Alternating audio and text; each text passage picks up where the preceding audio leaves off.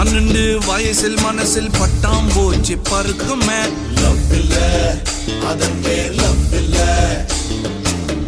கண்ணை பார்த்து பேச சொல்ல கழுத்துக்கு கீழ் பார்க்குமே. லவ் இல்ல அதன் பேர் லவ் இல்ல.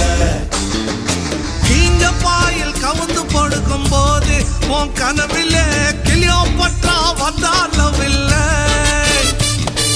ஜவுளி கடை